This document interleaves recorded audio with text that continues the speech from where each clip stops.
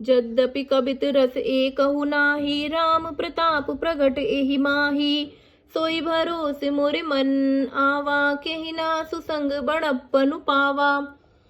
यद्यपि मेरी इस रचना में कविता का एक भी तो रस नहीं है, तथापि इसमें श्री राम जी का प्रताप प्रकट है। मेरे मन में यही एक भरोसा है, भले संग से भला किसने बड़प्पन नहीं पाया। धूमहु तजई सहज करुआई, अगरु प्रसंग सुगंध बसाई। भनिति भदेस वस्तु भली बरनी, राम कथा जग मंगल करनी। धुआं भी अगर के संग से सुगंधित होकर अपने स्वाभाविक कुड़वेपन को छोड़ देता है।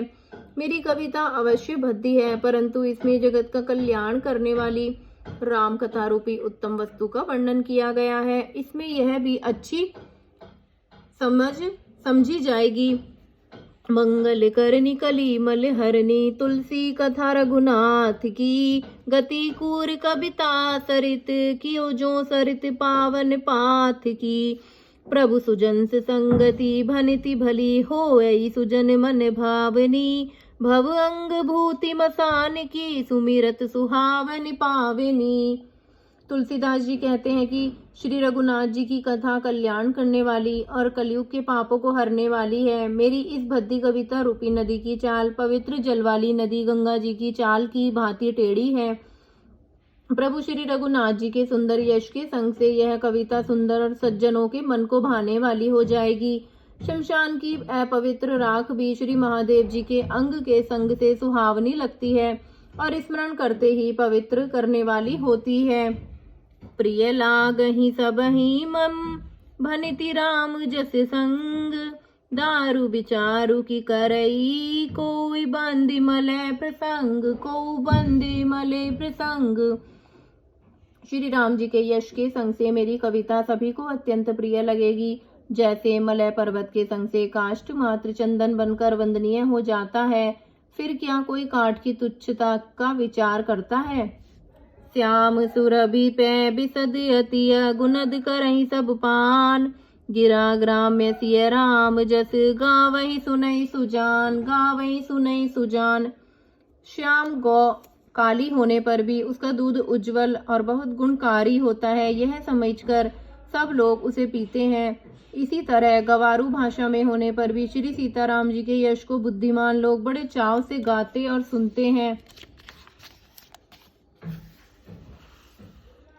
मुनि मानिक मुकुता छवि जैसी, अहि गिरि गज सिर सोन तैसी। नृप कीरटि तरुणी तनु पाई, लहै सकल शोभा अधिकाई। मणि माणिक और मोती की जैसी सुंदर छवि है, वह सांप पर्वत और हाथी के मस्तक पर वैसी शोभा नहीं पाती। राजा के मुकुट और नव युवती स्त्री के शरीर को पाकर ही ये सब अधिक शोभा को प्राप्त होते हैं। तैसे ही सुख भी कबिद बुद्धि कही, उपजहि अनत अनत छवि लहई। भगति हेतु विधि भवन बिहाई, सुमिरत सारद आवति धाई। इस तरह बुद्धिमान लोग कहते हैं कि सुकवि की कविता भी उत्पन्न और कहीं होती है और शोभा अन्यत्र कहीं पाती है। अर्थात कवि की वाणी से उत्पन्न हुई कविता वहां शोभा पाती है जहां उसका विचार प्रचार तथा उसमें कथित आदर्श का ग्रहण और अनुसरण होता है। कवि के स्मरण करते ही उसकी भक्ति के कारण सरस्वती जी ब्रह्मलोक को छोड़कर दौड़ी आती हैं। रामचरित सर बिनु है वाए, सो श्रम जाई न कोटि उपाय। कवि कोविद अस हृदय विचारी, गावहि हरि जस कलिमल हारी। सरस्वती जी की दौड़ी आने की कथा, वह थकावट श्री रामचरित्र रूपी सरोवर में उन्हें नहलाए बिना दूसरे करोड़ों उपायों से भी दूर नहीं होती।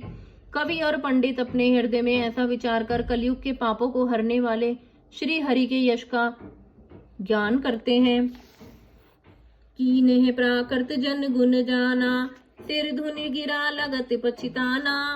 हृदय सिंधु मति सीप समाना, स्वाति शारदा कहीं सुजाना। संसारी मनुष्यों का गुणगान करने से सरस्वती जी सिर धुनकर पछताने लगती हैं कि मैं क्यों इसके बुलाने पर आई। बुद्धिमान लोग हृदय को समुद्र, बुद्धि को सीप और सरस्वती को स्वाति नक्षत्र के समान कहते हैं। जो बरसई बरबारी बिचारू, होई कबिद मुक्ता मनि चारू। इसमें यदि श्रेष्ठ विचार रूपी जल बरसता है तो मुक्ता मणि के समान सुंदर कविता होती है। जुगुति बेदी बुनि पोरहि, रामचरित बरताग, पहरहि सज्जन बिमलयुर, शोभा अति अनुराग, शोभा अति अनुराग। उन कविता रूपी मुक्ता मणियों को युक्ति से भेद कर फिर श्री रामचंद्र रूपी सुंदर तागे में पिरोकर सज्जन लोग अपने निर्मल हृदय में धारण करते हैं। इससे अत्यंत अनुराग रूपी शोभा होती है, वे आत्यंतिक प्रेम को प्राप्त होते हैं। जय श्री राम।